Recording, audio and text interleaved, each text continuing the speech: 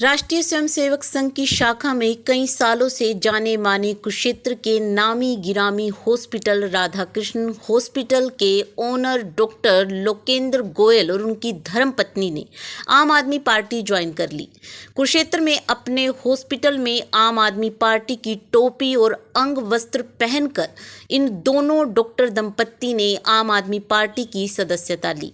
हालांकि डॉक्टर लोकेंद्र गोयल का कहना है कि वे पिछले लंबे समय से आम आदमी पार्टी के सदस्य हैं, लेकिन सक्रिय राजनीति में आने का मन उनका अब हुआ। वहीं डॉक्टर लोकेंद्र और उनकी धर्मपत्नी ने क्यों ज्वाइन की आम आदमी पार्टी, उन्हीं से सुनते हैं। मैंने आम आदमी पार्टी इसलिए ज्वाइन की कि मैंने देश सेवा करनी है और वैसे भी हम शुरू से ही ये रहा कि ईमानदारी से काम करें। मेडिकल प्रैक्टिस जितने 33 साल मुझे हो गए तो हमने पूरी ईमानदारी से काम किया, पर जितनी भी अभी सरकारें आई ये ईमानदार लोगों को तंग करती हैं और उनको सुख से जीने नहीं देती। तो ईमानदारी के बाद ये लग रहा था कि अब तो पॉलिटिक्स सिर्फ वही लोग ज्वाइन करते हैं जो गुंडागर्दी में हो और बेईमानी कर सके। पर अब पहली बार हमें ऑप्शन मिली है कि एक ईमानदार बंदा भी देश सेवा ईमानदारी से कर सकता है और वो इलेक्शन में लड़ भी सकता है और लड़ने वालों की मदद भी कर सकता है। मैं अब सक्रिय राजनीति में आऊंगा। मैंने 33 साल से देश की समाज की सेवा की है। आगे वैसे भी अब 61 एज हो गई, आने वाले टाइम में हम कोशिश करेंगे कि पूरी तरह से राजनीति में आ पाए। आपके पास सेवा होगी उतनी बन पाएगी, करेंगे। आपके पास विकल्प था, भाजपा थी, कांग्रेस थी, तीसरी आम आदमी पार्टी बड़ी पार्टी, जेजेपी भी है, इनेलो भी है, तो आपने आम आदमी पार्टी को ही क्यों चुना? क्या पंजाब चुनावों के बाद लगा कि लहर बनेगी या वैसे क्यों विचार? मैंने 2014 से आम आदमी पार्टी की मेंबरशिप ली हुई है। उनसे हम पहले से बहुत ज्यादा इम्प्रेस थे, क्योंकि एक बंदा जो पहले इनकम टैक्स डिपार्टमेंट में जहाँ सबसे ज्यादा रिश्वत चलती है और वो छोड़कर ईमानदारी से राजनीति में आया, वो बहुत अच्छे से काम कर रहा है। पर दिल्ली में भी बीजेपी गवर्नमेंट ने उसको काम नहीं करने दिया। अभी तक मैंने आरएसएस बहुत बचपन में चौथी क्लास से ज्वाइन की हुई थी, पर बीजेपी की सक्रिय राजनीति में हम कभी नहीं आए। पर हमें ये उम्मीद थी कि आरएसएस की से निकली हुई पार्टी है, ये अच्छे से काम करेगी, पर अब हमारा मुंह भंग हो गया। सर, चुनाव में करीब 2 साल पड़े हैं जो विधानसभा चुनाव होंगे, तो आपको क्या लगता है कि चुनावों में आप उम्मीदवार हो सकते हैं? ऐसा सोचा कि आपने? नहीं, ये मैं अभी नहीं कहूंगा। अभी तो हमने ज्वाइन की है, हम सिर्फ देश सेवा के लिए इसमें आए हैं। जो भी उस टाइम पर जो भी लगेगा लोगों को, वो अपना कैंडिडेट खुद स्वयं निर्धारित करेंगे, क्योंकि हमें तो ये है कि आम आदमी की सरकार हरियाणा में बने, मैं बनूं या कोई मेरा दूसरा भाई बने, इससे मुझे अभी कोई लेना देना नहीं। डॉक्टर साहब, आपकी अच्छी प्रैक्टिस है, बाहर अच्छी वेटिंग, ओपीडी में अच्छी वेटिंग है, तो किस तरह समय निकालेंगे राजनीति के लिए? समय निकाल पाएंगे आप? क्या सब टाइम शेड्यूल किस तरह? नहीं, हमारा तो काम ही यही है कि हमारे पास दिन में हम इतने लोगों से मिलते हैं, तो हमें समय निकालकर कोई बाहर घूमने की बहुत ज्यादा आवश्यकता भी नहीं है।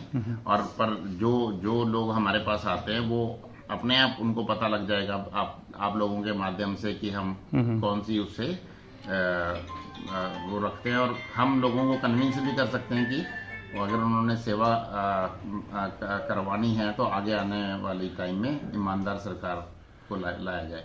अब हम अपनी नर्सिस का ही देखते हैं, ये इतने गरीब घरों से आती है जिनको 5-6 हज़ार 7 हज़ार भी नहीं मिलते, और जब ये इतना काम करने के बाद, पढ़ लिखने के बाद और अच्छी नॉलेजेबल होने के बाद हरियाणा गवर्नमेंट की नौकरी ज्वाइन करना चाहते हैं, वो इनसे 6-6 7-7 लाख रुपए मांगते हैं। तो ये चीज बहुत दुख होता है कि इन बच्चों ने कहाँ 7 लाख देखे।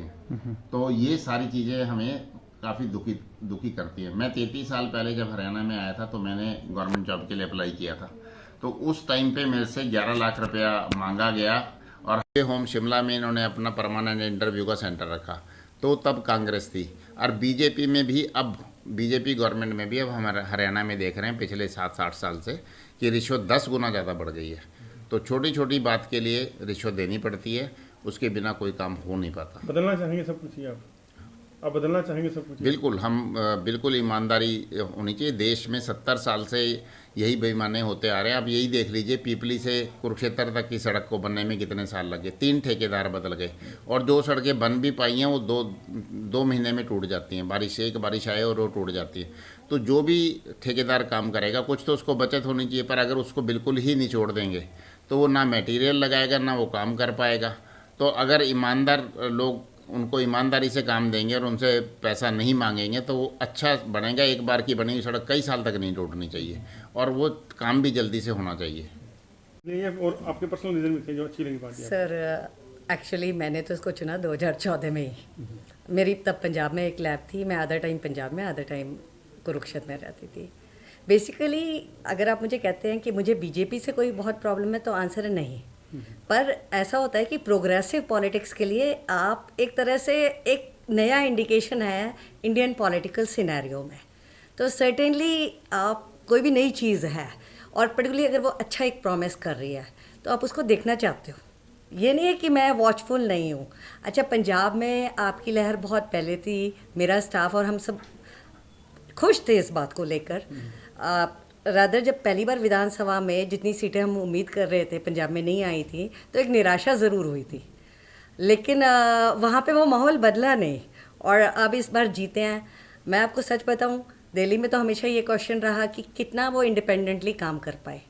अब जो हमारी नज़रें हैं वो पंजाब पे टिकी हैं और अगर हमें लगता है कि जो उन्होंने प्रॉमिस किया है अगर वो उसे डिलीवर करते हैं तो पंजाब हरियाणा एक तरीके से ट्विन्स है।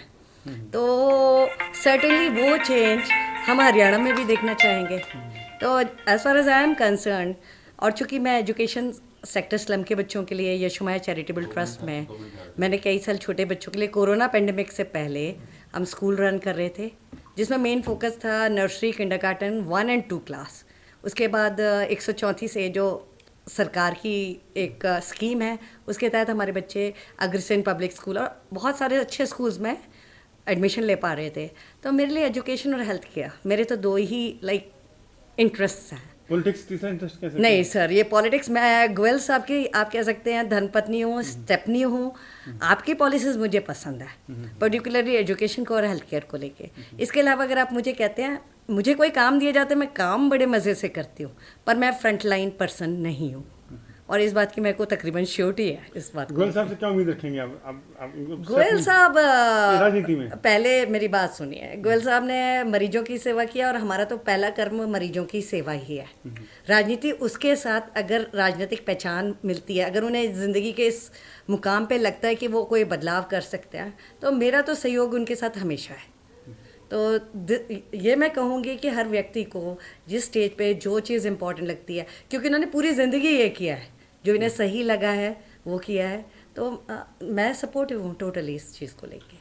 डॉक्टर लोकेंद्र गोयल और उनकी धर्मपत्नी को आम आदमी पार्टी में ज्वाइन करवाने पहुंचे कुरुक्षेत्र में आम आदमी पार्टी के नेताओं ने उनकी दिल खोलकर तारीफ की।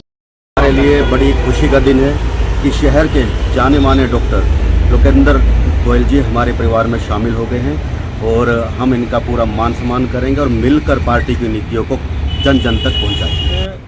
हम लोग सभी बहुत खुश हैं कि डॉक्टर लोकेंद्र गोयल जैसे बहुत ही प्रतिष्ठित डॉक्टर आज आम आदमी पार्टी अपने परिवार सहित और अपने स्टाफ सदस्यों से ज्वाइन कर गए हैं। जैसा कि इन्होंने खुद बताया कि केजरीवाल जी की जो नीतियां हैं शिक्षा और स्वास्थ्य और करप्शन फ्री महिलाओं के लिए सुरक्षा और पंजाब के अंदर जो विभिन्न प्रकार की माइनिंग और अदर प्रकार की करप्शन थी उन सब को ध्यान में रखते हुए डॉक्टर लोकेंद्र गोयल ने आम आदमी पार्टी ज्वाइन की है। हम इनका तहे दिल से स्वागत करते हैं और हमें पूर्ण विश्वास है कि हम मिलकर कुरुक्षेत्र से भी ये जो करप्शन है इसको ख़त्म करेंगे और हरियाणा से भी करप्शन को ख़त्म करेंगे। धन्यवाद।